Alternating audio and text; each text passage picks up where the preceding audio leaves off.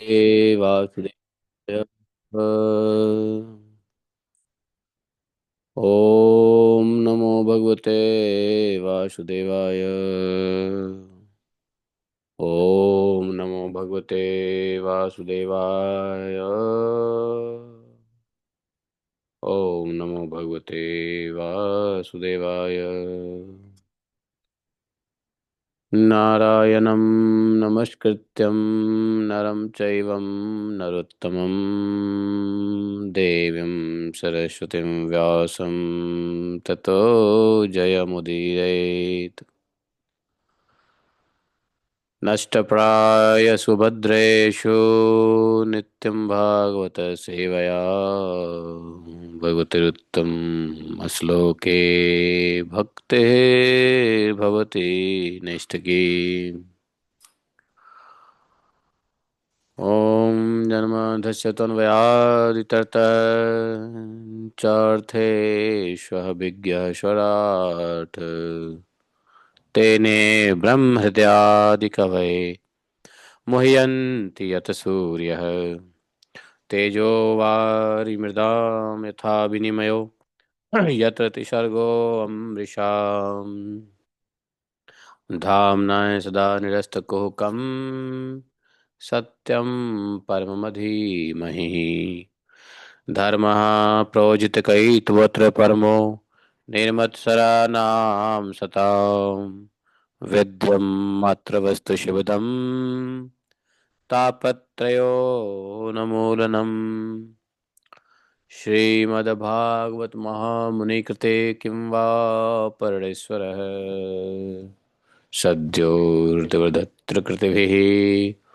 शुश्रोभिः तत्क्षणात् निगमकल्पतरोर्गलितं फलं सुखमुखात् द्रवितसंयुतं पिबत भागवतं रसमालयं मुहुरहो रसिका भुवि भावुका।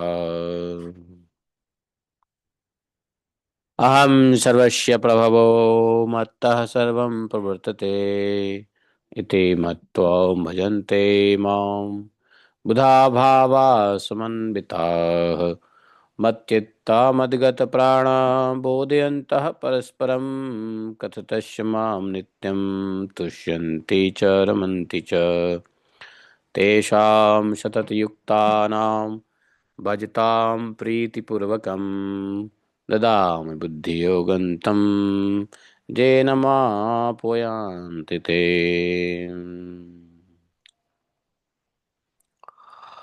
अहम एवासमेवाग्रे न अन्यत सत् असत्परं पश्चादमते तस्य यवशिष्येत स्वस्म्यहम् ऋतेऽर्थं यत् प्रतीयेत न प्रतीयेत चात्मने तद्विद्यादात्मनो मायां यथा भासो यथात्मः यथा महान्ति भूतानि भूतेषु चावचेष्वनु प्रविष्टान्यन्यप्रविष्टानि तथा तेषु न तेष्वहम् एतावदेव जिज्ञासं तत्त्वजिज्ञासनात्मना अन्यवितिर्कभ्यां स्यात् सर्वत्र सर्वदा। हरे कृष्ण कृष्ण कृष्ण हरे हरे हरे राम राम राम हरे हरे। हरे कृष्ण कृष्ण कृष्ण हरे हरे हरे राम राम राम हरे हरे। बोले ग्रंथराज श्रीमद् भागवत महापुराण की जय। शिला व्यास देव भगवान की जय। श्री सुखदेव गोस्वामी महाराज की जय। श्री प्रभुपाद की जय। गुरु गौरांग की जय। जय जय श्री राधे श्याम। हरे कृष्ण। तो आवाज आ रही है? आज पंचमी है, शुक्ल मार्गशीर्ष पंचमी, उत्तर आषाढ़ा नक्षत्र, गंड योग, मंगलवार,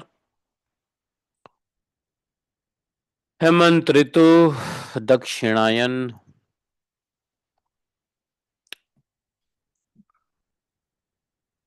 और आज के दिन 10वें स्कंध के 88 चैप्टर के तीसरे श्लोक से शुरू करेंगे। कल हम लोगों ने परीक्षित महाराज के प्रश्नों को समझ लिया था। परीक्षित महाराज के प्रश्न थे कि विरक्त की उपासना से भोग मिलती है और ऐश्वर्य संपन्न लक्ष्मीपति की उपासना से वैराग्य क्यों मिलता है। इसका उत्तर सुखदेव जी गोस्वामी बोलते हैं।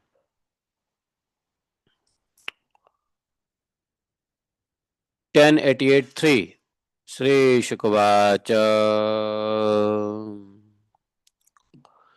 शिवः शक्तियुतः शश्वत् त्रिलिंगो गुणसंवृतः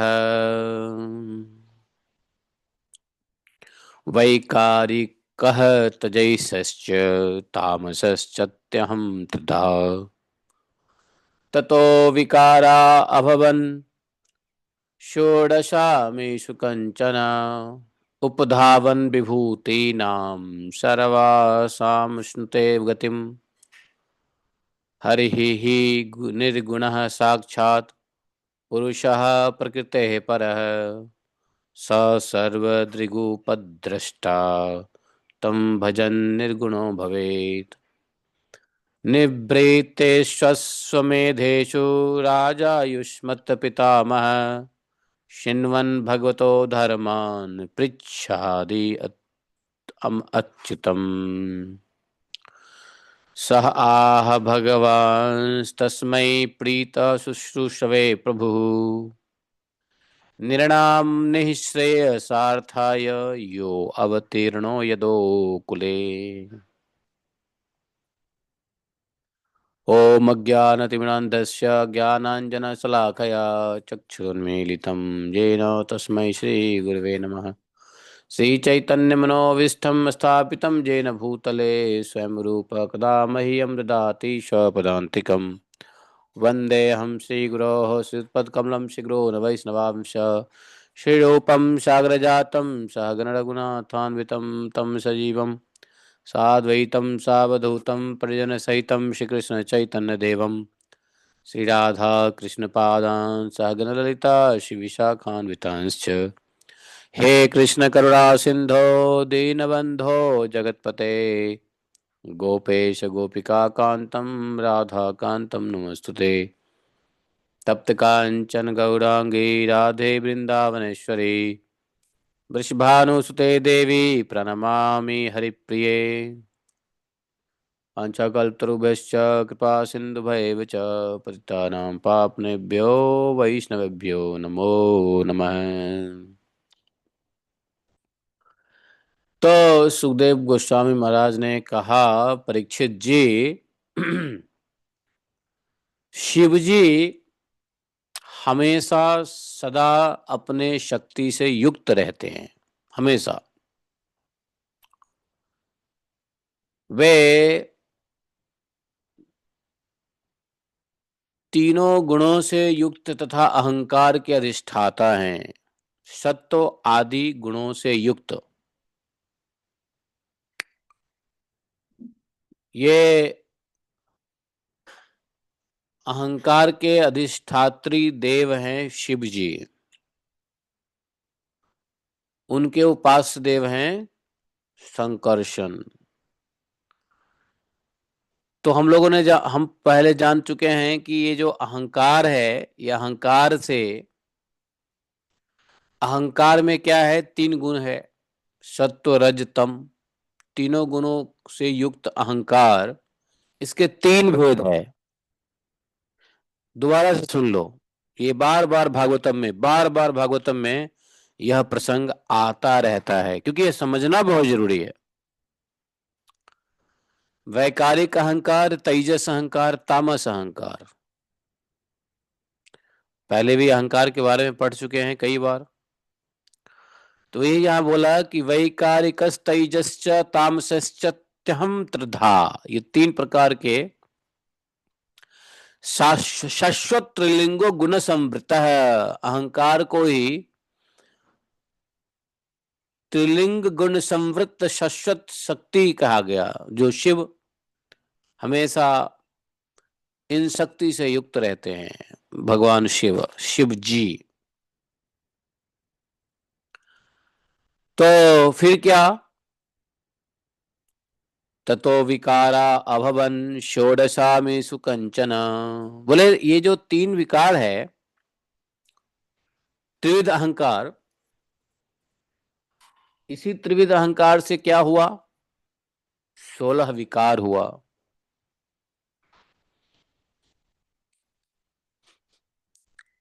16 विकार कौन कौन से हुए, 10 इंद्रियां, 5 महाभूत और 1 मन, तो 10 5 15 1 16, 16 विकार हुए।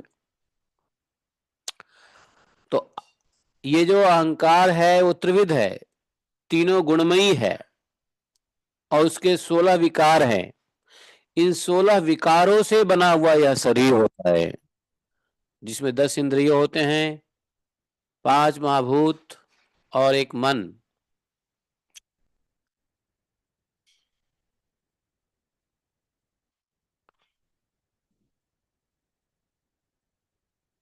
मन के अंदर में ही, मन के साथ साथ चित्त भी आता है, अंतःकरण भी है। तो कई लोग इसमें मन बुद्धि अहंकार इनको भी जोड़ते हैं, बुद्धि हाँ, तो इसलिए मन मन ही रिप्रेजेंट कर देता है बुद्धि, मन बुद्धि अहंकार। हाँ, तो ये अहंकार जो है, ये मन बुद्धि अहंकार वाला अहंकार नहीं है, ये तो त्रिविध अहंकार है, जिसके अधिष्ठात्री देव हैं। और मन बुद्धि अहंकार में अहंकार हटा दो, सिर्फ मन बुद्धि अंतःकरण रखो, अहंकार के ही तो 16 भाग हुए। तो मन बुद्धि अहंकार नहीं कहना चाहिए, मन बुद्धि अंतःकरण, है ना। और अर्थात चित्त, है ना, अंतःकरण अर्थात चित्त। तो अहंकार तो ऑलरेडी यही है, उसी अहंकार से तो 16 विकार हुआ है, मन बुद्धि अहंकार। नहीं समझे? इसलिए इन सबके अधिष्ठात्री देवताओं में से किसी एक की उपासना करने पर समस्त ऐश्वर्यों की प्राप्ति हो जाती है। अब ये जो 16 विकार है, इन विकारों के भी क्या है, अधिष्ठात्री देवता है, जो कौन से तत्व कहलाते हैं, हाँ, ये अहंकार के 16 विकार का जो अधिष्ठात्री देवता होते हैं, उनमें से किसी एक की भी उपासना की जाए तो सभी प्रकार की ऐश्वर्यों की प्राप्ति हो सकती है। तो ये अधिष्ठात्री देवता कौन से तत्व कहलाते हैं, महत तत्व। ये सब महत तत्व में आते हैं।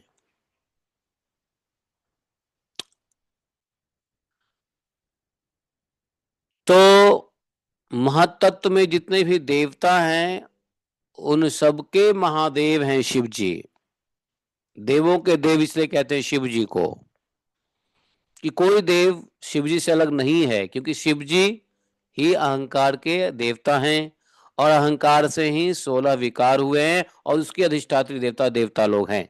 अर्थात देवता की उत्पत्ति ही शिव जी से हुई है, देवताओं की उत्पत्ति शिव जी से हुई है। क्या ब्रह्मा जी देवता नहीं है? नहीं, ब्रह्मा जी देवता नहीं है। ब्रह्मा जी सृष्टि करता हैं, ब्रह्मा जी प्रजापतियों के भी स्वामी हैं।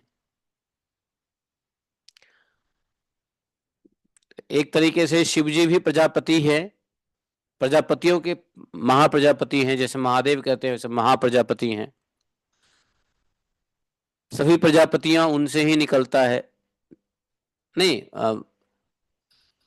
सभी प्रजापति तो ब्रह्मा जी से निकलते हैं, लेकिन शिव जी से निकलते कौन है, वो शिव जी से निकलते हैं लोकपाल। लोकपाल क्या बोल रहे थे? प्रजापति क्या है, कुछ लोग हैं हमारे मतलब इंडिया में ओबीसी हैं, वो कहते हैं हम प्रजापति हैं, और दे कंसिडर देमसेल्व्स ओबीसी। इसमें कुछ वो तो ढोंगी प्रजापति, अरे ढोंगी प्रजापति है, ऐसी टाइटल रख लिया है सब प्रजापति। प्रजापति जैसे स्वर्ग लोक से ऊपर जो लोग रहते हैं वो प्रजापति कहलाते हैं, स्वर्ग लोक आदि में जो लोग रहते हैं वो लोकपाल कहलाते हैं, जैसे वरुण, इंद्र, ये लोकपाल हैं। और जन तप महर जितने महर्षि ऋषि हैं सब प्रजापति कहलाते हैं। अब प्रजापतियों के पिता हैं ब्रह्मा जी, तो ब्रह्मा जी के 10 मानस पुत्र है कि नहीं, 10 मानस पुत्र सब प्रजापति हैं, है ना। तो हमारे यहाँ पर आपके भी उधर ऐसे ही होगा, कुछ लो कास्ट जो लोग हैं जो अपने आप अदरवाइज उनको कहते हैं लो कास्ट के, वो कहते हैं हम प्रजापति। अरे टाइटल है वो बाहर में जा, टाइटल है वो, that is nothing bogus, title है वो, जस्ट टाइटल रख लिया प्रजापति। प्रजापति से क्या होता है, प्रजापति, प्रजापति के भी महाप्रजापति, प्रजापति की उत्पत्ति करता जो है वो हमारे ब्रह्मा जी हैं। तो शिव जी भी ब्रह्मा जी से ही उत्पन्न हुए, इसलिए शिव जी भी प्रजापति ही कहलाएंगे। लेकिन शिव जी महादेव भी कहलाते हैं, लोकपालों के लोकपाल भी कहलाते हैं, देवों के अधिदेव महादेव कहलाते हैं, नहीं शिव जी। तो कारण क्या है, सभी देवता निकलते हैं शिव जी के अहंकार से ही। इनकी टोटल संख्या 16 है। तो बोले किसी की भी उपासना कर लो तो ऐश्वर्य की प्राप्ति तो हो जाती है, परंतु बट क्या, भगवान जो हैं हरि ही निर्गुण साक्षात पुरुष प्रकृति परः, भगवान श्री हरि तो प्रकृति से परे स्वयं पुरुषोत्तम एवं प्राकृत गुण से रहित है। सभी प्रकार की प्रकृति तो भगवान के पेट में समा जाती है कल्प के अंत में, तो वो प्रकृति के गुण से परे हैं भगवान।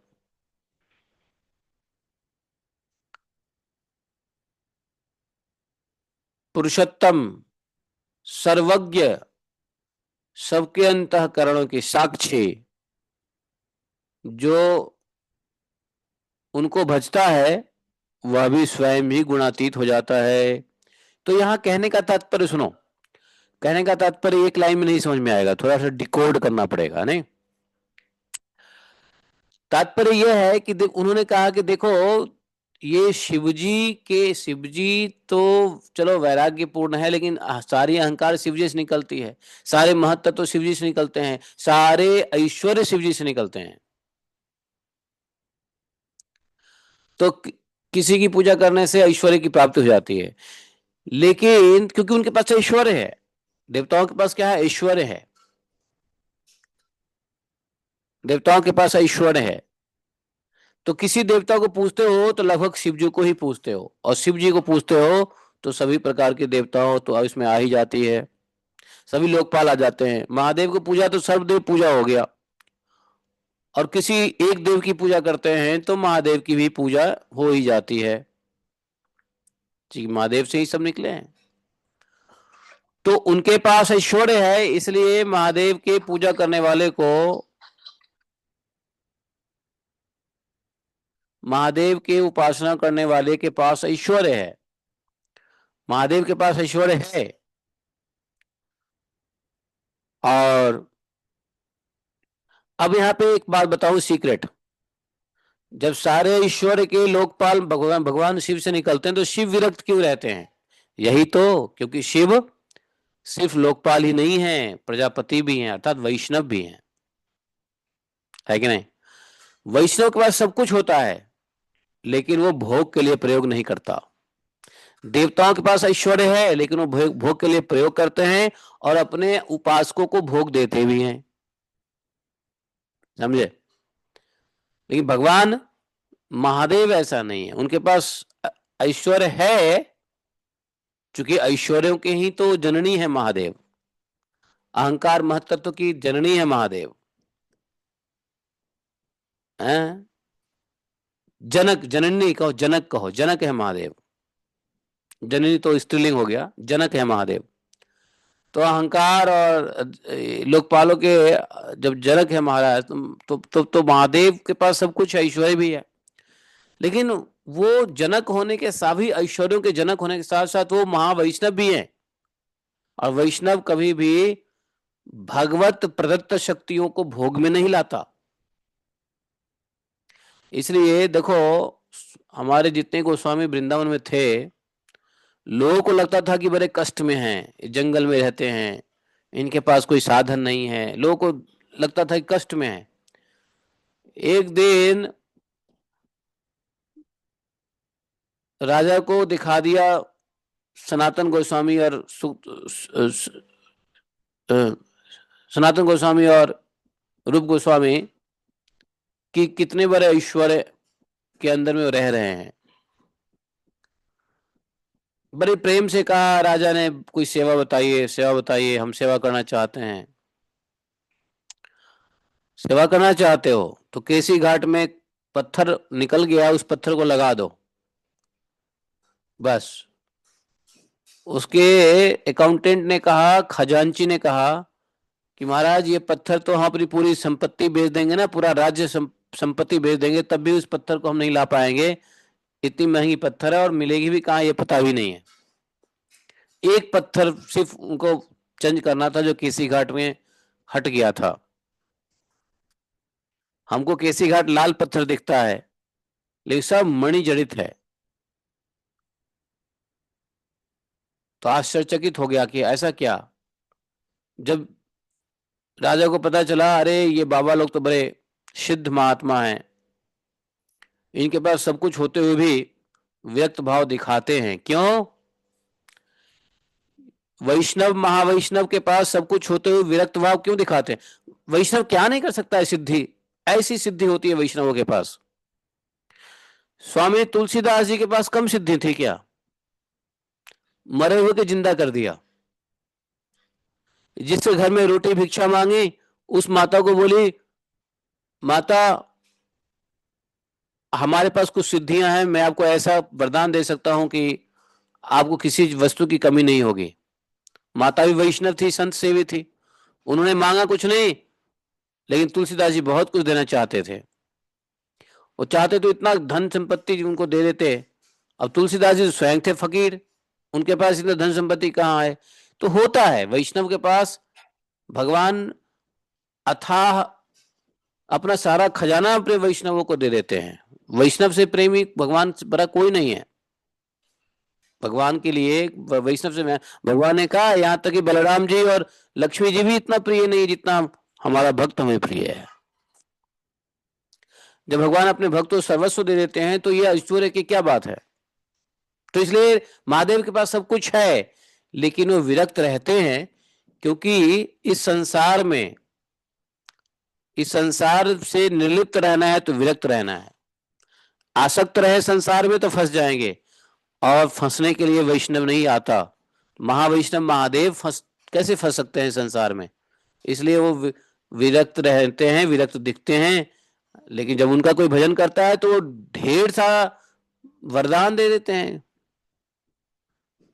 है कि नहीं? तो वैष्णव के पास ऐसी सिद्धियां होती है, लेकिन उन सिद्धियों का प्रयोग वैष्णव अपने लिए नहीं करता है। समझे? ये मैंने बताया, लेकिन थोड़ा सुनो। सुखदेव गोस्वामी महाराज, आप लोगों के बहुत सारे प्रश्न क्यों जा रहे हैं, थोड़ा बाद में बात करते हैं। सुखदेव गोस्वामी महाराज यहाँ कह रहे हैं, तुम तो थोड़ा सा मैंने डिकोड किया कि भगवान प्रकृति से परे हैं, तो भगवान तो सबके अंतःकरण के साक्षी हैं, सर्वज्ञ हैं, गुणों से गुण रहित हैं। तो जब वो गुणों से ऊपर है तो उनका भजने वाला भी गुणों से ऊपर हो जाता है। अब गुणों से ऊपर होने का मतलब क्या है? विरक्ति, क्योंकि गुण में रहना ही आसक्ति है। विरक्ति का उल्टा आसक्ति है, और गुण का उल्टा निर्गुण है, गुणों से परे है। तो वो निर्गुण है, इसलिए उनके भक्त भी गुणातीत हो जाते हैं, क्योंकि भगवान गुणातीत हैं। जो जिसके पास रहेगा वो देगा, भगवान पर सब कुछ है। हालांकि जो सगुण उपासक को भी भगवान ही देते हैं। सभी सगुन का उपासक को भी भगवान ही देते हैं, लेकिन उसका माध्यम है शिव जी, लोकपाल, प्रजापति, अन्य देवी देवता, ये माध्यम से दे देते हैं भगवान। और खुद भी चाहे जिसको देना दे देंगे, जैसे सुदामा जी को दिया था, बहुतों को दिया है भगवान ने, हैं? तो भगवान किसको क्या देना, किस समय किसके लिए क्या उचित है अनुचित है, भगवान सबके अंतःकरण के साक्षी हैं, क्योंकि सर्वस्य चाहम हृदय सन्निविष्टो, भगवान कहते हैं सर्वज्ञानी है, सबके हृदय में बैठे हैं, जानते हैं किसको क्या चाहिए। तो बोले परीक्षित, जब तुम्हारे दादा धर्मराज युधिष्ठिर अश्वमेध यज्ञ कर चुके थे, तब भगवान ने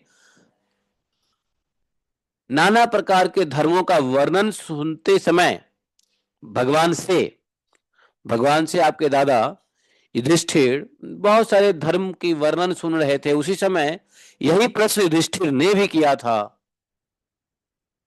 और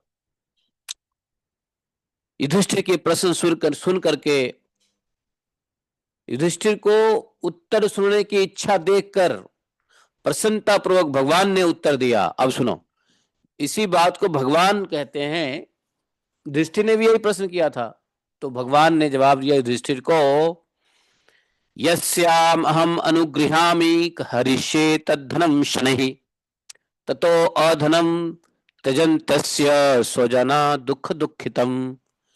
मैं युधिष्ठिर जी, मैं जिस पर कृपा करता हूं उसका सब धन धीरे धीरे छीन लेता हूं।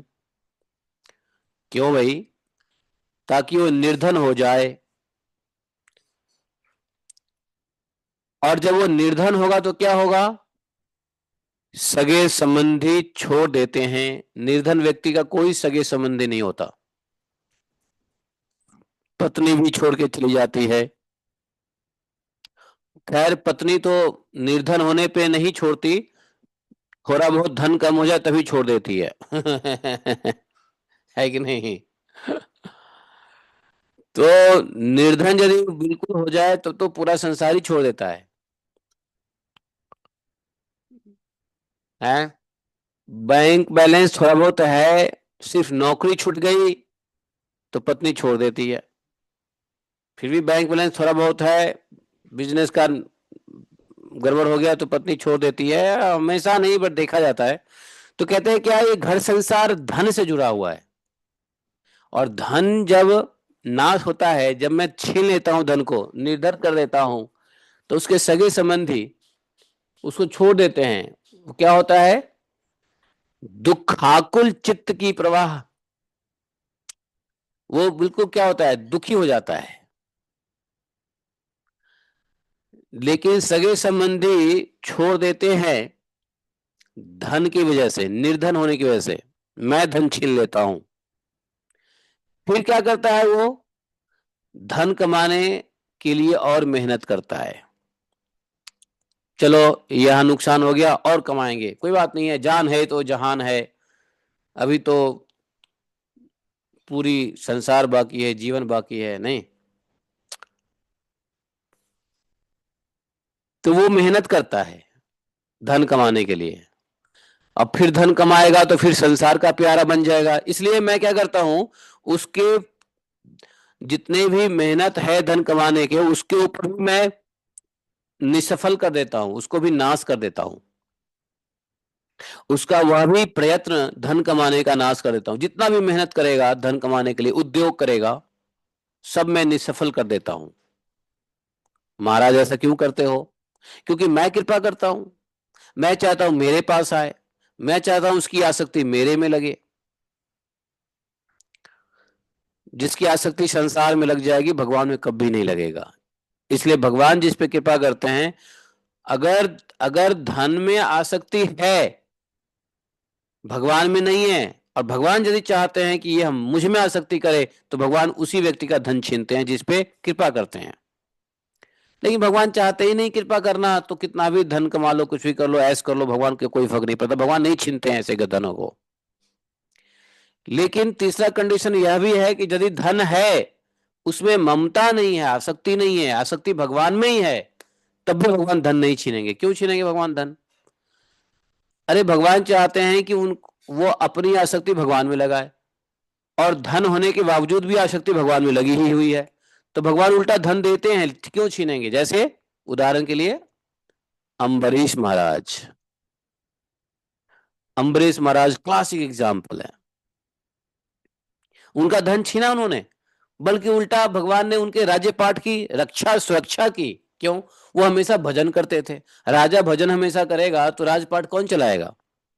हाँ, राजा भजन करेगा तो राजपाट कौन चलाएगा? राजा भजन करते थे, हैं? और उनका शासन ऐसे ही चलता था, कोई कुछ नहीं कर सकता था। उस समय दैत्य दानव जो कुछ भी थे सब शांत थे, भगवान ने सबको शांत करके रखा था। अम्बरीश के राज्य में कुछ मत उल्टे सीधे करना। और जिसने करने की कोशिश की उसको भगवान ने क्या कर दिया, देख लो। किसने किया? है, दैत्य दानव तो शांत रहे हैं, लेकिन एक साधु महात्मा ने आके उनको परेशान करने की कोशिश की। नहीं, कौन थे वो? दुर्वासा जी। तो दुर्वासा जी आके उनको परेशान करने की कोशिश की है। क्या हाल किया? तो भगवान बल्कि ऐसे भक्तों की तो रक्षा करते हैं। भगवान भगवत गीता में इस बात को जोर जोर से कहते हैं। क्या कहते हैं? योग क्षेमम वहामि हम। है, गीता का कौन सा श्लोक है? कौन सा श्लोक है गीत? है, परित्राणाय साधूनां। हाँ, पूरा श्लोक बोलो। परित्राणाय साधूनां विनाशाय च दुष्कृतां हाँ, संस्थापनार्थाय संभवामि। नहीं, ये श्लोक कहाँ आया? योग क्षेमम बहाम्य हम, ये 9:22 देखो, 9:22, 9:22।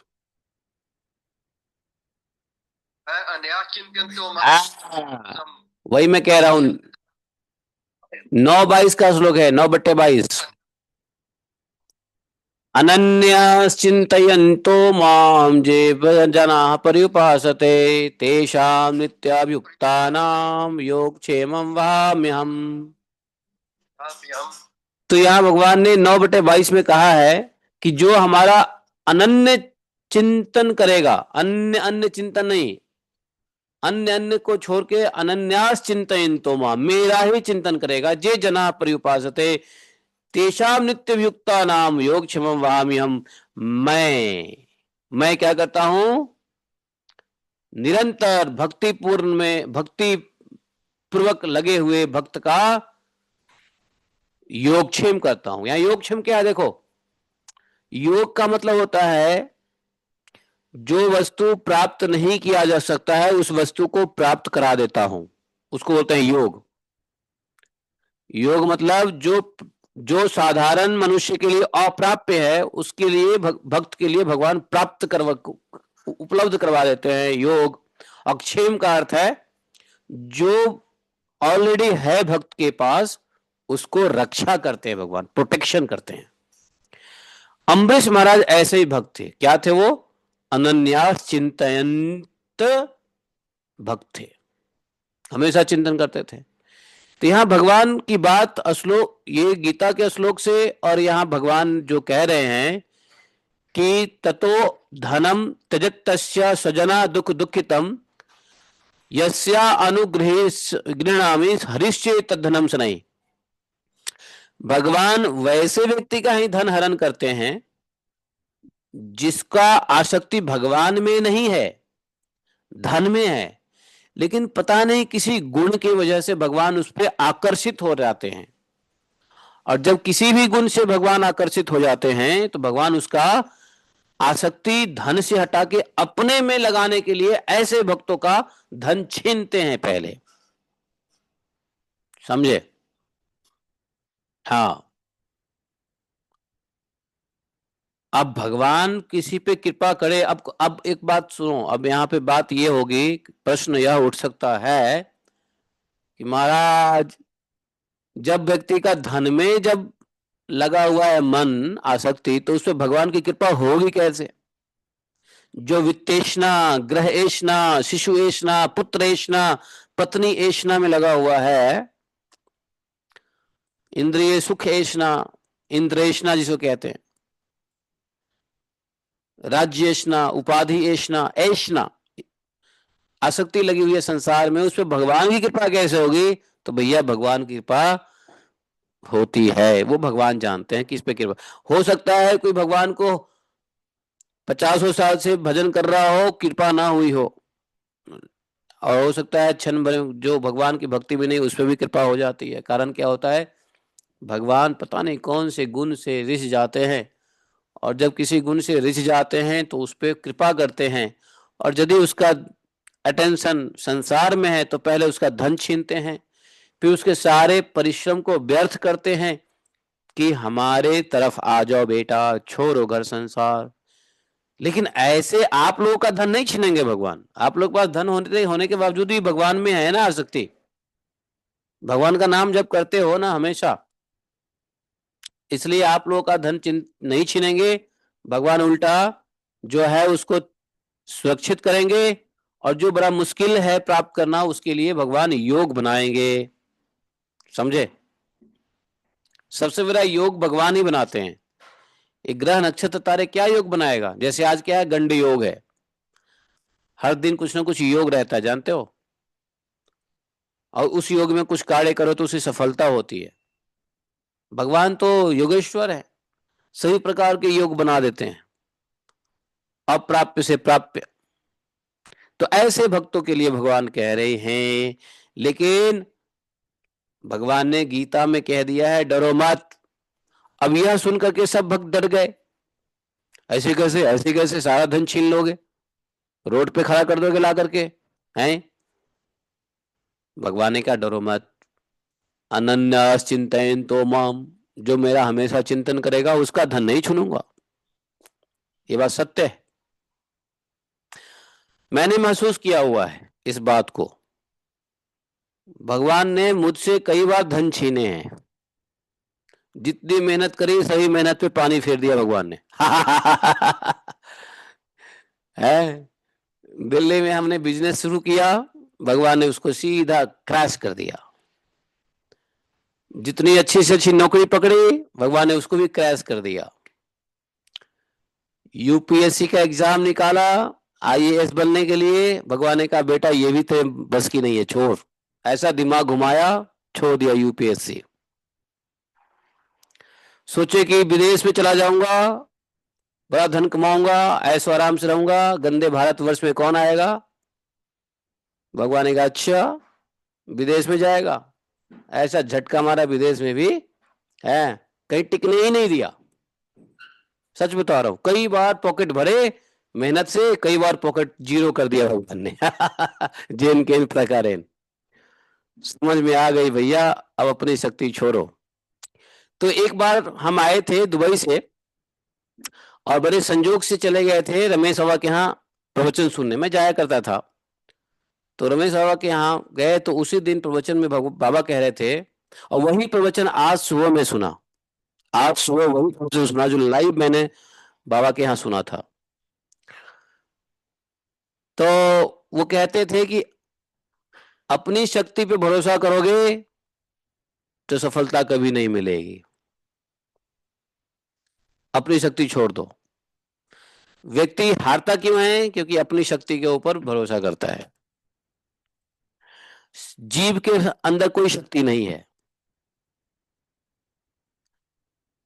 जीव के अंदर कोई शक्ति नहीं है। जीव के अंदर सभी प्रकार के शक्ति का संचार करने वाले भगवान है, चेतन शक्ति। इसलिए उस चेतन का चिंतन करो तो आपकी शक्ति, चेतन शक्ति बढ़ेगी।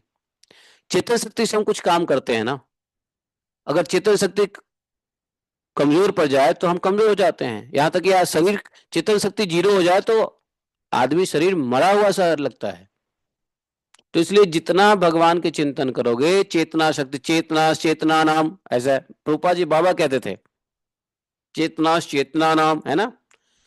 तो चैतन्य शक्ति के जितने चिंतन करोगे उतनी ही शक्ति बढ़ेगी, और बिना संसार का, बिना मेहनत किए हुए आपको सब कुछ मिलता रहेगा। भोग क्या है? भोग तो मुक्ति भुक्ति तो भक्तों के पीछे लगा रहता है, लेकिन भक्त उसको चाहते नहीं। हमने कहा अरे तो बड़ा बढ़िया प्रवचन कह रहे हैं बाबा जी, रमेश बाबा महाराज, जानते हो आज मैंने वही प्रवचन सुना है। याद आ जाते हैं वो दिन। कुछ प्रवचन तो ऐसे सामने सुना हुआ प्रवचन है। तो सही कहा। वापस जब मैं गया, अब कुछ नहीं करूंगा, भाड़ में जाए, अब कोई धंधा नहीं, कोई बिजनेस नहीं है। जो होगा देखा जाएगा। सब छोड़ छाड़ के बैठ गए प्रभुपाद जी की किताब पढ़ने के लिए। बस प्रभुपाद जी की पहले किताब पढ़ते हैं, बैठ गया। सारा देश विदेश जाने का भूत शांत हो गया। सारा कनाडा का वीजा भी इमिग्रेशन अप्लाई कर दिया था दुबई से, फाइल गया, वापस ले लिया, भैया नहीं लगाना, चलो। देवपुरी बाबा उसके बाद मिले हमें, लेकिन ये सब पहले की कहानी है। दुबई से ही वीजा अप्लाई कर, लोगों ने कहा दुबई से अप्लाई कर दो, आसानी से मिल जाती है। अब मिलती भी थी, सही बात है। हाँ, अगले दिन गए कंसल्टेंट के पास, भैया वापस करो फाइल। बोलता है फीस 50% वापस नहीं होगा। हमने कहा कोई बात नहीं है, ले ले तो 50% फीस, वापस कर मेरे को फाइल, मुझे नहीं कनाडा का अप्लाई करना। अब किधर, अब जाने की इच्छा क्या कहाँ हो रही थी? अन्य अन्य देश, भारतवर्ष को छोड़ के। अब ऐसा हुआ कि चलो वापस भारतवर्ष। समझे? तो ये कहीं ना कहीं भगवान के जो ये बात है ना, ये बात सटीक बैठती है कि भगवान की कृपा होती है तो सब कुछ छीन लेते हैं, सारा प्रयास नाश कर देते हैं। इसलिए जब व्यक्ति को नुकसान होना तो समझना चाहिए भगवान की कृपा हो रही है। सॉरी, मैं अपने बारे में आज बोल दिया भागवतम में, अपने बारे में भागवतम में बोलना ही नहीं चाहिए वैसे, लेकिन चलो कल्याण की दृष्टि से बोला मैं। केवल अहंकार की भावना से नहीं बोल रहा हूं। तो बताओ है, ऐसी बुद्धि फिरा देते हैं।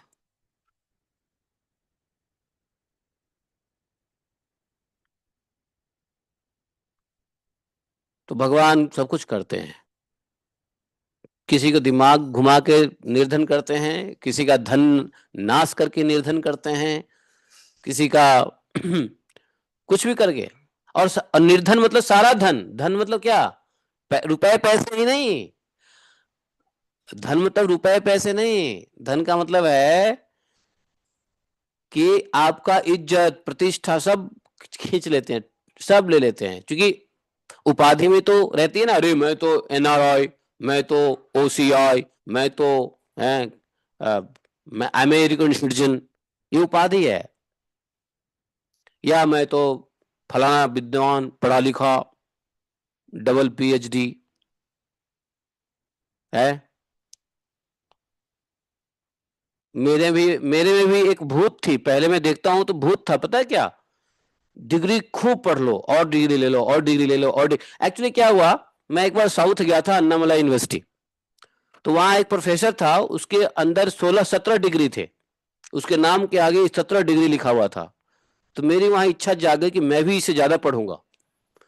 तो मैंने एडमिशन ले लिया, ये कोर्स खत्म दूसरा कोर्स, ये कोर्स खत्म तीसरा कोर्स, कई पीजी कोर्स, कई डिप्लोमा कोर्स, 2 बैचलर, 5 मास्टर, ऐसे ऐसे कई कोर्स कर डाले।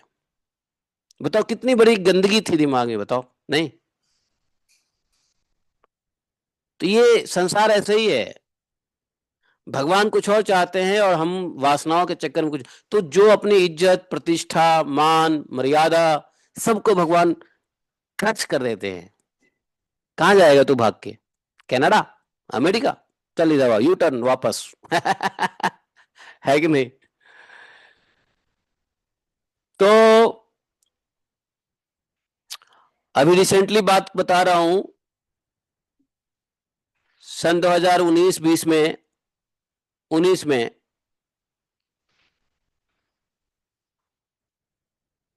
भगवान नहीं चाहते थे कि मैं विदेश की धरती में जाऊं, तो मैं गया अमेरिका का वीजा अप्लाई करने। तब मैं लंदन से यूके से घूम के आ गया था, यूरोपियन कंट्री से घूम के आ गया था, अफ्रीकन कंट्री से घूम के आ गया था, और एशियन कंट्री में भी घूम लिया था, जैसे सिंगापुर और ये सब एरिया है, बाली, फुकेट, इंडोनेशिया। अब ये ऑस्ट्रेलिया और अमेरिका रह गया था, तो ऑस्ट्रेलिया का वीजा मिल गया और अमेरिका का वीजा रिजेक्ट हो गया। तो ऑस्ट्रेलिया का वीजा मिला लेकिन ऑस्ट्रेलिया जाना नहीं हुआ, और अमेरिका का वीजा रिजेक्ट हो गया। तो जब अमेरिका का वीजा रिजेक्ट हुआ तो हमें बड़ी खुशी हो रही थी अंदर से। मन कह रहा था अरे एक तो मेरा पैसा लगा और अमेरिका में प्रोग्राम बना हुआ है, वो लोग इंतजार करेंगे। तो वीजा रिजेक्ट हुआ तो अंदर से एक आत्मा से खुशी हो रही थी, लेकिन मन से थोड़ा ये लग रहा था अरे एक बार मिल जाता तो जरा देख आता प्रभुपाद जी कहाँ कहाँ घूमे थे, नहीं घूमे थे। लेकिन हृदय से खुशी हो रही थी, चलो अच्छा ही हुआ। तो देखो भगवान चाहते हैं कि भाई आप कहीं मत जाओ, तो कैसे आप ले जाओगे, जबकि अमेरिका का वीजा रिजेक्ट होने का कोई चांस ही नहीं था हमारा। इतने जगह ट्रेवल हिस्ट्री हमने उनको दिया था, मैं सारे प्रॉपर्टी का पेपर लेके दिखाया भाई, मैं तुम्हारे कंट्री में नहीं रहने वाला हूं, मुझे तो बस कुछ हफ्तों में वापस आना है। लेकिन वो कहता नहीं, और अच्छा ही हुआ क्योंकि कोरोना में फंस जाते फिर क्या पता मर जाते भगवान ने बाद में कोरोना हुआ तो लगा अरे सही भगवान ने बचा लिया है कि नहीं। नहीं तो बड़ा लंबा प्लान था, ऐसा प्लान था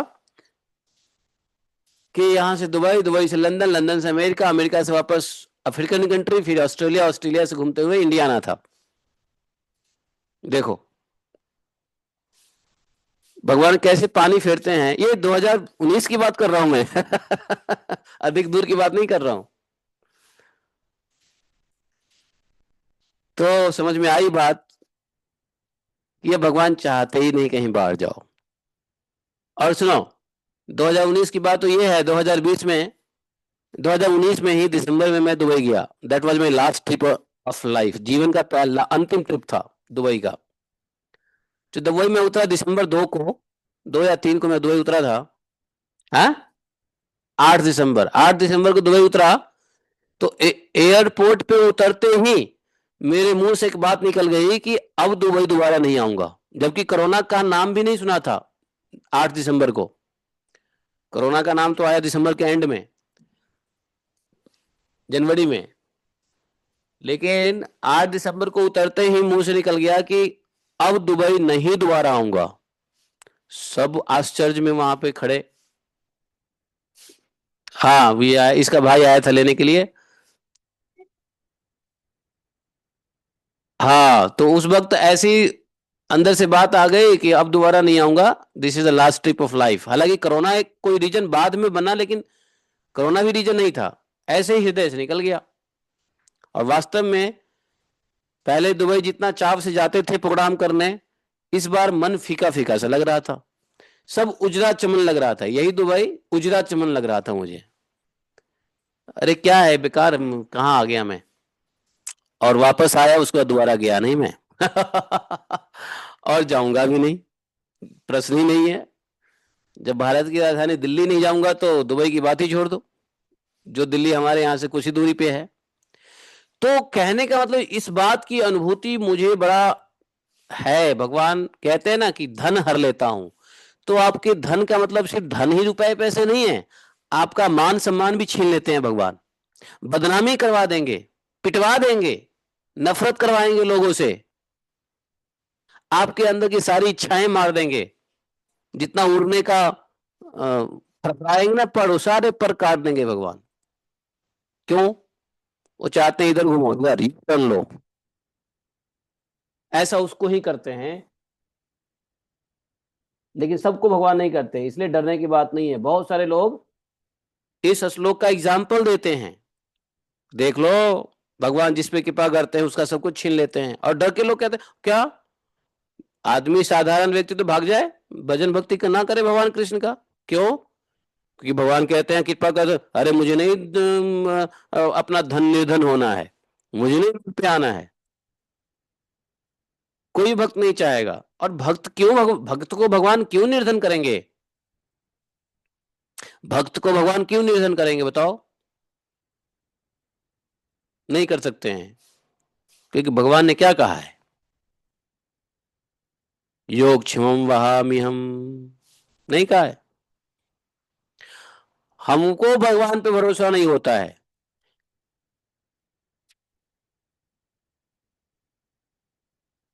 तो प्रभुपाद जी कठोपनिषद से यह श्लोक बार बार कहा करते थे, नित्यो नित्यानाम चेतनश्च चेतनानाम एको बहुनाम यो विदधाति कामान।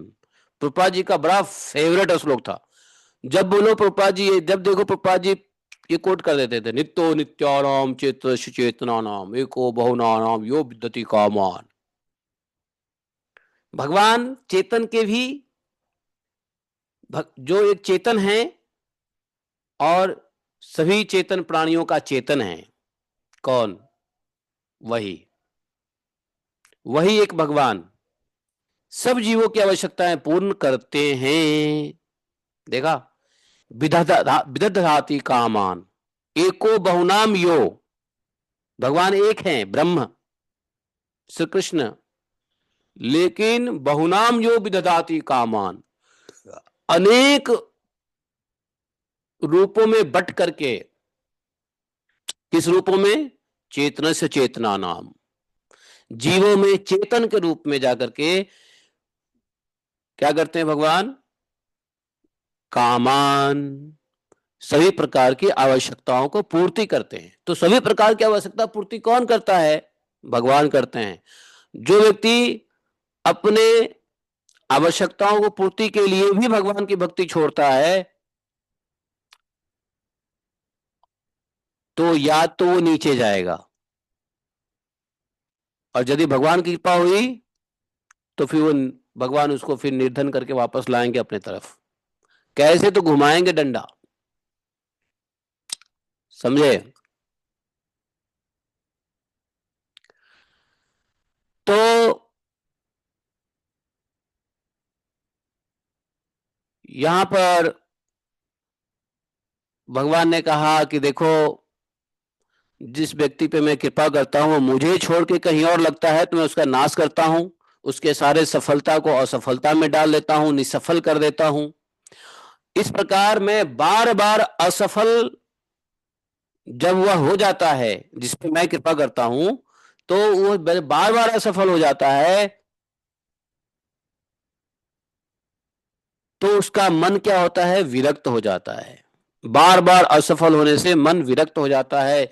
उसे दुख समझकर वह उधर से अपना मुंह मोड़ लेता है और मेरे प्रेमी भक्तों का आश्रय लेकर उनसे मेलजोल करता है। देखो, जब संसार में जब संसार की लात लगती है ना, तब भक्तों के संग करेंगे। हम देखते थे नया नया भक्त आ रहा है, प्रभु जी आप आज सत्संग में बैठे हैं? हाँ प्रभु, क्या करूं, मन बड़ा परेशान था, है ना, तो सोचा कि सत्संग में मन थोड़ा शांति मिलती है। तो बताओ कहां से मन परेशान है? संसार से। मन परेशान संसार से है, शांति कहाँ मिल रही है? सत्संग में। तो भाई संसार में क्यों जा रहे हो, सत्संग में ही रहो ना। लोग इसी से जुड़ जाते हैं। वही भगवान यहाँ कह रहे हैं कि वह व्यक्ति क्या करता है? मेरे प्रेमी भक्तों का आश्रय लेता है, अर्थात मेरे प्रेमी भक्तों का संग करता है और मुंह मोड़ लेता है। कहां से? उधर से। किधर से? धन संपत्ति, से मुंह मोड़ लेता है, अपने परिश्रम धन संपत्ति के लिए परिश्रम करता है, वहां से मुंह मोड़ लेता है।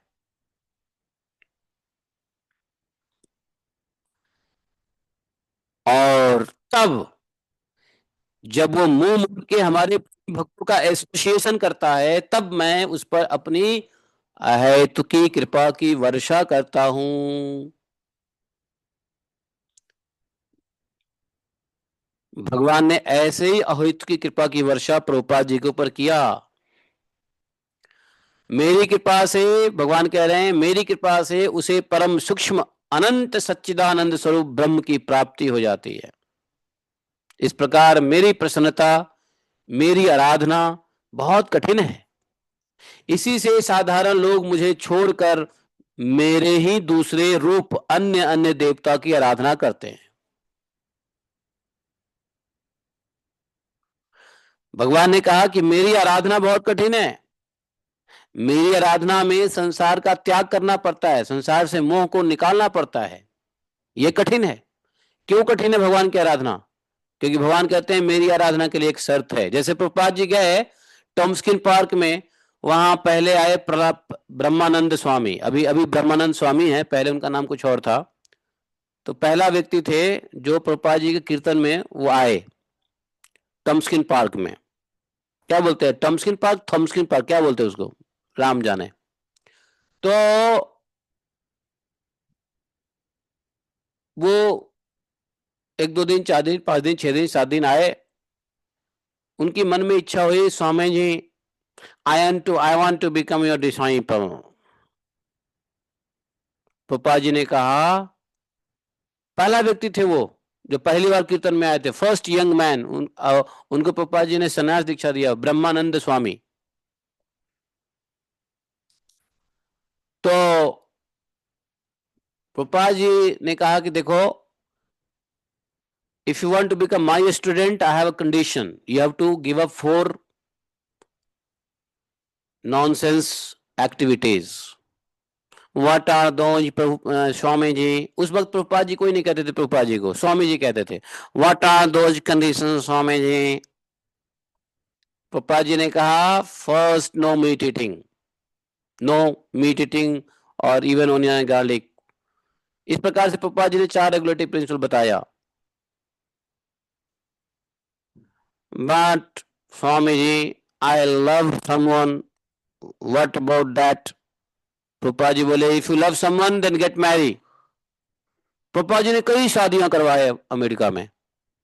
यू हैव अ गर्लफ्रेंड, ठीक है, बुलाओ, शादी करो और साथ में रहो। हमारे इंडियन भी एक थे उसमें, और वो इंडियन गए थे पढ़ने के लिए और अमेरिकन महिलाओं से चक्कर में पड़ गए, गर्लफ्रेंड बना लिया। प्रभुपाद जी ने उनको शादी भी कराया। कौन है मालूम है? गुजराती, यशोमती नंदन प्रभु अहमदाबाद के टेम्पल प्रेसिडेंट गुजरात के थे, उनका नाम था जोशी जी।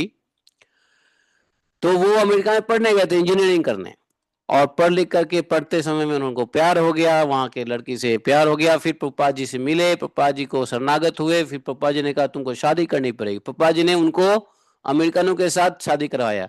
इसलिए यशोमती नंदन प्रभु का जो पत्नी है वो अमेरिकन है, अभी वृंदावन में रहती है। खुद तो नहीं है, खुद तो शरीर छोड़ दिया 2020 में कोरोना की वजह से। कोरोना की वजह से क्या, उससे पहले उनको पैरालिसिस हो गया था।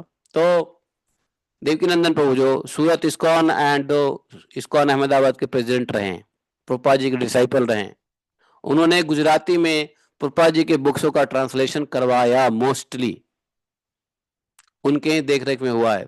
यशोमती नंदन प्रभु जानते हो कोई यहाँ? Anybody knows? कोई जानता है यशोमती नंदन प्रभु को? कोई नहीं जानता। Now he became past and history. 2021 में या 2020 में उनका शरीर छूट गया था। तो मैं उनके साथ काफी रहा हूं, उनके साथ ट्रेवल किया हूं गुजरात में हमसे प्रेम था उनको। तो प्रभुपाद जी ऐसे बोले कि हमारा यदि स्टूडेंट बनना चाहते हो तो ये 4 नियम का पालन करना पड़ेगा, वरना नहीं। तो जिनके लिए यह बहुत कठिन था वो छोड़ के चले गए। प्रभुपाद जी को छोड़ के चले गए, जिनके लिए कठिन था। ना ना, I can't live without wine, without women, तो छोड़ के चले गए। तो प्रभुपाद जी ने छोड़ के चले गए तो बुलाया भी नहीं पीछे से, जो गए जाने दो। तो जब आराधना बहुत कठिन होता है तो भगवान यहाँ कह रहे मेरी प्रसन्नता, मुझे कोई अगर प्रसन्न करना चाहता है, मेरी भक्ति करना चाहता है, तो मेरा कंडीशन है। वो कंडीशन क्या है? संसार छोड़ना पड़ेगा। संसार के साथ मेरी भक्ति नहीं हो सकती है। और जिसको कठिन लगता है वो मेरी भक्ति नहीं करके मेरे ही स्वरूप अन्य देवी देवताओं का आराधना करते हैं।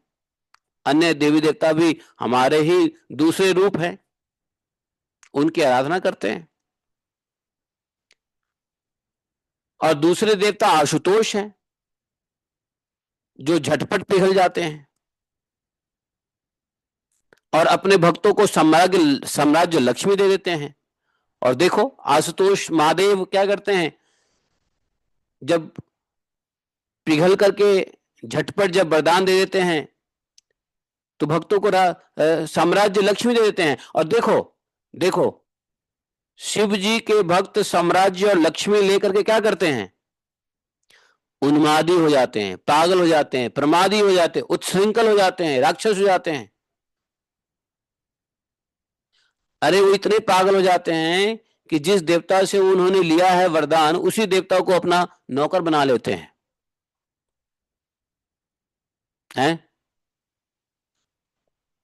अरे देवता को तो छोड़ो, महादेव को भी नहीं छोड़ा। रावण ने छोड़ा महादेव को? नहीं छोड़ा। और एक और कई राक्षस हैं, महादेव को ही उल्टा जो है ना, उसी में वो था, क्या नाम था उसका, वो तक थैया वाला जो हाथ सर पे रखने वाला, क्या था नाम उसका? भस्मासुर। भस्मासुर को देख लो, है। भस्मासुर ने जो है ना, पार्वती की इच्छा से, प्राप्ति करने की इच्छा से, उसने शिव जी को ही मारने की कोशिश किया। और शिव जी को मार खत्म करने के लिए उसने शिव जी से ही वरदान लिया। तो ऐसे तो भगवान कह रहे हैं दूसरे देवता है आशुतोष, वो झटपट पिघल करके भक्तों को सब दे तो देते हैं। अब भक्त को देते हैं तो क्या होता है? प्रमादी हो जाते हैं, पागल हो जाते हैं। तो भगवान वास्तव में क्या करते हैं? भगवान एक गार्जियन की तरह, जैसे बच्चे को गार्जियन क्या करता है, बच्चा मांगेगा पापा मुझे 10,000 रुपए दो, बाप कितना भी पैसा वाला हो, अगर सही बाप होगा तो उसको पैसा नहीं देगा 10,000। क्यों? उसको पता है कि उसको ज्ञान नहीं है, संसार का ज्ञान नहीं है, उल्टा क्या करेगा, ये 10,000 से नुकसान कर लेगा। तो पैसे वाले बाप अपने बच्चों को बिगड़ने के लिए पैसा देता है क्या? नहीं देता ना। लेकिन पड़ोसी की अम्मा जरूर दे देती है। क्यों? उसको क्या मतलब है बिगड़ने या सुधरने से? नहीं, सौतीली माँ दे देगी, क्योंकि सौतीली माँ थोड़ी ना चाहती है कि ये बिगड़े या सुधरे। जो अपनी माँ होती है, अपने बाप होता है, जो अपना भला चाहता है, वो मूर्ख बालक को कभी भी धन नहीं देगा, कभी भी हथियार नहीं देगा, कभी भी गलत चीज नहीं करेगा जिससे उसका हानि हो जाए। भगवान वही चाहते। भगवान क्या है? भगवान हमारे परम पिता हैं। वो ऐसी पागलपंदी होने के लिए धन नहीं देते हैं। एक अच्छा पिता कहता है बेटा पढ़ लिख ले, समझदार हो जा। बड़ा होता है, समझदार होता है, तो उसको घर की चाबी देते हैं, दुकान की चाबी देते हैं, गाड़ी की चाबी देते हैं। समझदार बच्चे को दुकान की घर की चाबी दोगे ना, गाड़ी की चाबी दोगे? या बेवकूफ बच्चों को घर की दुकान की चाबी दे दो, क्या होने वाला है फिर? एक्सीडेंट ही करेगा, प्रमादी होगा, राक्षस बन जाएगा, दारू पी लेगा, कोर्ट कचहरी का चक्कर लगवाएगा बाप को। क्या? तो परम पिता क्या करते हैं कि पहले संसार की आसक्ति हटा के ज्ञान दिलाते हैं। जब एक बार संसार की आसक्ति हटा के भगवत ज्ञान हो जाता है तो उस व्यक्ति के पास कितना भी धन दो, उस धन का दुरुपयोग नहीं करेगा। क्यों? उस धन का वह सदुपयोग करेगा साधु सेवा में, भगवत सेवा में, धर्म के कार्यों में। है कि नहीं? और अपने लिए भी खर्च करेगा, इसलिए कि भगवान की भक्ति कर सके। कुछ भोग भी करेगा, ऐसा नहीं भोग नहीं करेगा, भगवान का भक्त भोग करता है, लेकिन भगवान का भोग जो भक्त भोग करता है वो अपने इंद्रिय तृप्ति के लिए नहीं, बल्कि भगवान के सेवा कार्य में ही वृद्धि के लिए करता है। तो भगवान के भक्तों का भोग योग बन जाता है, और जो भगवान का भक्त नहीं है उसका योग भी भोग बन जाता है। देखो योग भोग बन रहा है कि नहीं बन रहा है? लगभग जितना योग करते हैं उतनी बीमारी होती है। है? अब बताओ, बाबा रामदेव जी योग के माध्यम से इतना चिल्लाए, देश दुनिया में डंका पीटा, लेकिन बताओ क्या भारत का हेल्थ इंडेक्स सुधरा है? कोई बताए? मैं भी मेडिकल फील्ड से हूं। भारत का हेल्थ कितना % सुधरा है? उतना ही बिगड़ा है। तो जब योग भगवत भक्ति की इच्छा से ना हो तो वह भोग योग भोग बन जाता है, और फिर रोग की वृद्धि होती है, रोग का सर्वथा नाश नहीं होता। नहीं समझ रहे बात को? नहीं समझे? कोई नहीं समझा? तो सुखदेव जी कहते हैं, परीक्षित जी, ब्रह्मा विष्णु महादेव ये तीनों श्राप और वरदान देने में समर्थ हैं, परंतु इनमें महादेव और ब्रह्मा शीघ्र प्रसन्न या रुष्ट होकर वरदान अथवा श्राप दे देते हैं। ब्रह्मा विष्णु महादेव तीनों श्राप भी दे सकते हैं, वरदान भी दे सकते हैं, लेकिन महादेव और ब्रह्मा जी ऐसे हैं जो शीघ्र प्रसन्न होकर के या तो वरदान दे देते हैं या रुष्ट होकर के शीघ्र श्राप दे देते हैं, परंतु विष्णु भगवान वैसे नहीं हैं। बोले कि क्यों विष्णु भगवान ऐसे क्यों नहीं है? तो बोले प्राचीन काल में महात्मा लोग भगवान शंकर का एक बार वृकासुर को वर देकर संकट में पड़ गए थे। वृकासुर शकुनी का पुत्र था, मालूम है? उसकी बुद्धि बिगड़ गई थी। कहीं जाते समय नारद जी को देख लिया रास्ते में और पूछा कि सुनो नारद जी, आप ये बात बताओ, 3 देवता हैं तो तीनों त्रिदेव में कौन से देव जल्दी प्रसन्न होते हैं, जल्दी बताइए। तो वृकासुर ने कहा, नारद जी ने कहा, तुम भगवान शंकर की आराधना करो, जल्दी मनोरथ पूरा हो जाएगा, थोड़े से ही गुणों से वो संपन्न शीघ्र प्रसन्न हो जाएंगे, थोड़ी सी अपराध से वो तुरंत क्रोध भी हो जाते हैं। रावण और वानासुर ने केवल बंदी जनों के सामने शंकर जी की स्तुति की थी और शंकर जी प्रसन्न हो गए थे, इतने में ही। वानासुर और रावण ने शंकर जी की पूजा में नहीं स्तुतियां की थी, वो शंकर जी के बंदी जनों के सामने, मतलब अपने बंदी जनों के सामने शंकर की स्तुति की थी, और इसी से भगवान शंकर प्रसन्न हो गए थे, अतुलनीय ऐश्वर्य दे दिया था भगवान शंकर ने। बाद में रावण के कैलाश उठाने और वानासुर के नगर की रक्षा का भार लेने से वे स्वयं संकट में पड़ गए। वानासुर ने यही किया ना, अपने बंदी जनों को शंकर का गुण का वर्णन करने लगे, प्रसन्न हो गए शंकर जी स्तुति करने से। शंकर जी प्रसन्न हो गए तो वानासुर ने क्या मांगा क्या? महाराज आप हमारे राज्य की रक्षा कीजिए। अब शंकर जी को वानासुर के राज्य में जाना पड़ा रक्षा करने के लिए। भगवान आए वानासुर को मारने के लिए तो शंकर जी से लड़ाई करनी पड़ी। शंकर जी को भगवान ने क्या किया? जम्हाई लेने वाला अस्त्र चला दिया। अब वो क्या किया, बार बार हाफी लेता शंकर जी बार बार हाफी लेने लगे, नींद आने लगी। इधर वानासुर को कितने हाथ थे मालूम है? 10,000 हाथ थे वानासुर के, सारे हाथ कट कट कट कट भगवान करने लगे। अंत में जब 2 हाथ बच गया तो भगवान शंकर को होश आया। प्रभु, तब भगवान ने, शंकर जी ने भगवान कृष्ण की स्तुति की, अरे माफ कीजिए प्रभु, माफ कीजिए, इसको माफ कर दीजिए। भगवान शंकर पे प्रसन्न हुए भगवान कृष्ण, बोले क्या चाहिए? बोले कि ये मेरा भक्त है, इसको छोड़ दीजिए, मेरा भक्त है, इसने मुझे प्रसन्न किया था, मैंने इसको वरदान दिया था कि इसकी मैं रक्षा करूंगा, अगर ये मर जाएगा तो मेरा वरदान बेकार हो जाएगा, इसका नाश हो जाएगा, तो मैंने जो वरदान दिया रक्षा करने का नाश हो जाएगा, आप मेरा वचन सत्य कीजिए। भगवान ने कहा ठीक है, मैं इसको नहीं मार रहा। वानासुर को नहीं मारा भगवान ने, है?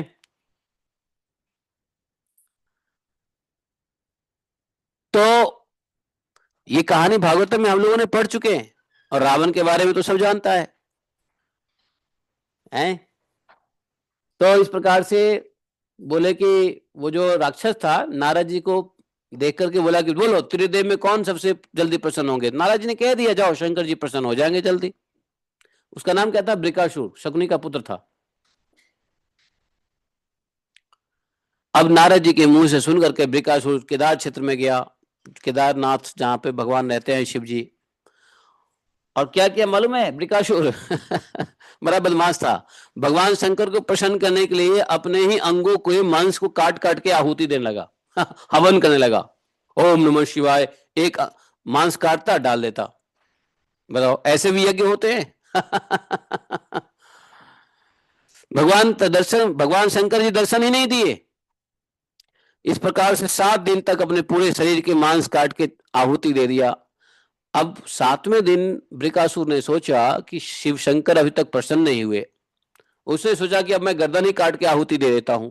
जैसे ही उसने अपने मस्तक पे कुल्हाड़ी चलाने की कोशिश किया हवन के लिए, बताओ शिव जी तुरंत प्रकट हुए और बृकासुर को आत्मघात से बचा लिया। क्यों? बृकासुर के आत्महत्या का पाप लग जाता, हत्या का पाप लग जाता। कोई व्यक्ति किसी के लिए अपना प्राण दे दे तो उस हत्या का पाप उसको लग जाता है, समझे? इसलिए वह व्यक्ति दंड के अधिकारी होता है। जैसे कोई सुसाइड कर लेता है तो सुसाइड नोट लिख देता है कि मैं इसकी वजह से मर रहा हूं। उस व्यक्ति को पकड़ा जाता है, कानून उसको सजा देती है, क्यों? तुम्हारी वजह से उसने सुसाइड किया। अब शंकर जी को यह डर आ गया। शंकर जी पहुंच गए ना चाहते हुए भी, दोनों हाथों से उसको पकड़ लिया और गला काटने से रोक दिया शंकर जी ने। जब शंकर जी जैसे ही छुए, बृकासुर के सारा अंग अंग पुराने पहले जैसा था उससे भी अच्छा हो गया। क्यों? अरे भगवान शंकर ही तो सभी प्रकार के अहंकारों के देवता हैं। पंचमहाभूत, इंद्रिय, मन, चित्त, ये सब के देवता हैं। उनके छूने मात्र से बन गया है। इसलिए तो भगवान शंकर को क्या कहा जाता है? भूतेश्वर। समझे? भूतेश्वर, भूतों के ईश्वर है ये। और भूत कौन है? 16 भूत। पंचमहाभूत तो है ही, लेकिन पंचमहाभूत के साथ साथ और भी हैं 11 भूत, इंद्रिय और ये सब।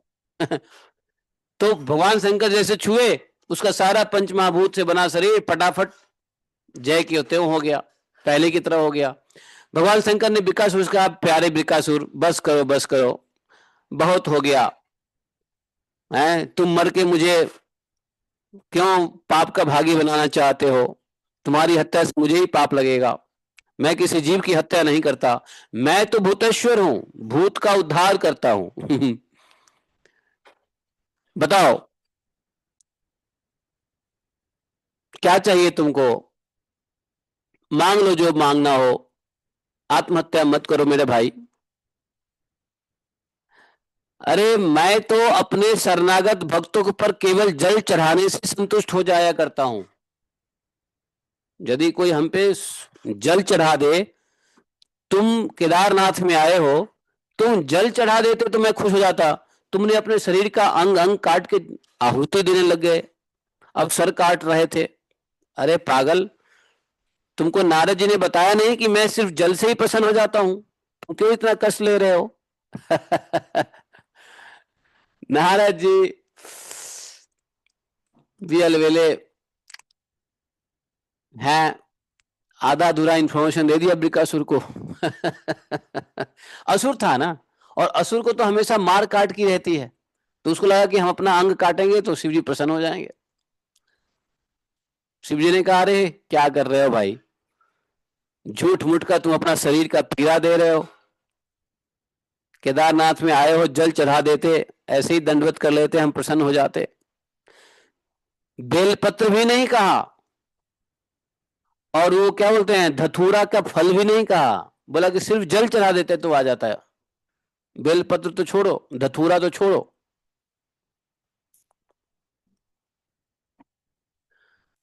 सुखदेव महाराज कह रहे हैं, परीक्षित जी, अत्यंत पापी बृकासुर ने सभी प्राणियों को भयभीत करने वाला एक वर मांग लिया। पता है क्या?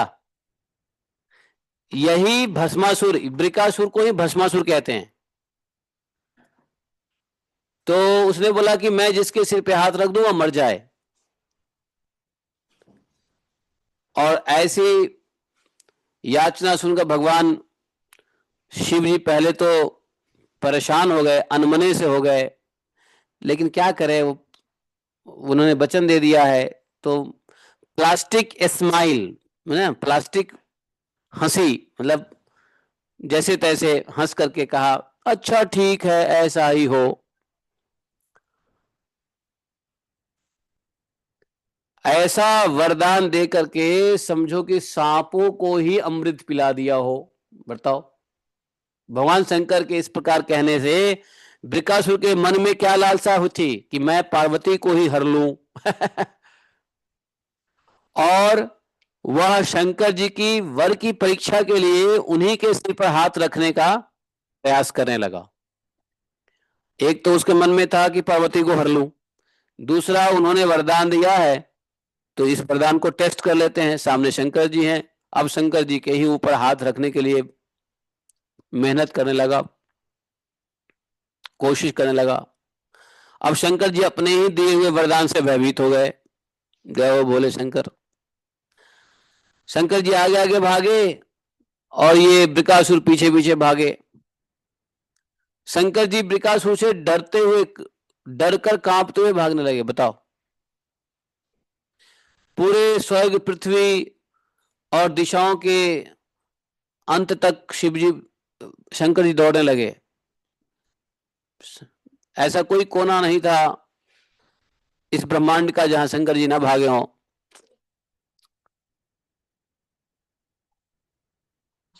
शायद थोड़ी सी वॉइस ब्रेक हो रही है। खोल के रखने के लिए बोलते हैं। बंदर घुस गया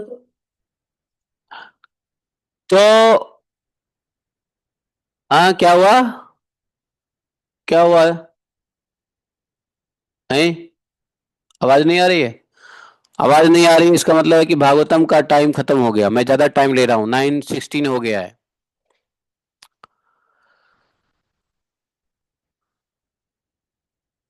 तो इस कहानी को हम लोग कल बढ़ाएं। है, अब भगवान शंकर बचे कैसे बृकासुर से? है, तो 23वें श्लोक तक आज हम लोग करते हैं और उसके बाद हम लोग कल कर लेते हैं। आज इतना ही पढ़ लेते हैं। आवाज आ रही है, नहीं आ रही है? हरे कृष्णा। आ रही है तो क्यों बोले नहीं आ रही है आवाज?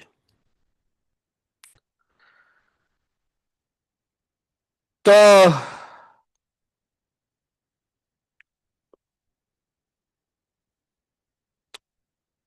भगवान जी तो शिव जी अपने ही वरदान से क्या होने लगे, भयभीत हो गए और चारों दिशाओं में भागने लगे। ब्रह्मांड, पृथ्वी हो, स्वर्ग हो, जिस जो भी लोक हो।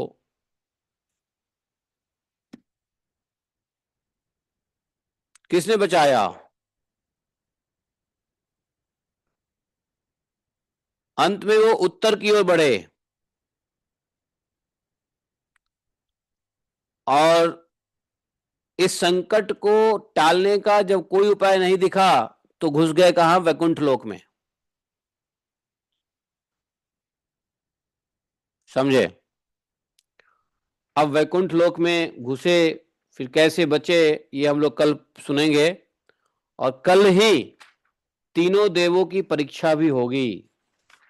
कौन करेंगे तीनों देवताओं की परीक्षा? भृगु मुनि करेंगे। इसी चैप्टर में नाड़ी का वर्णन आएगा। नाड़ी, सभी जीवों के लेखा जोखा भृगु जी नीचे फेंक देते हैं।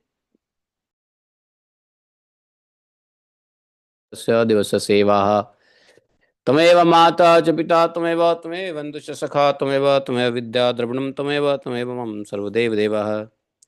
कृष्णाय वासुदेवाय हरे परमात्मने प्रणतक्लेशनाशाय गोविंदाय नमो नमः।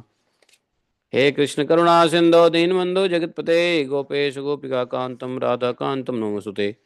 तप्त कांचन गौरांगी राधे वृंदावनेश्वरी विश्वानुसुते देवी प्रणमामि हरिप्रिये। वाञ्छाकल्पतरुभ्यश्च कृपा सिन्धुभैव च पतितानां पावनेभ्यो वैष्णवेभ्यो नमो नमः।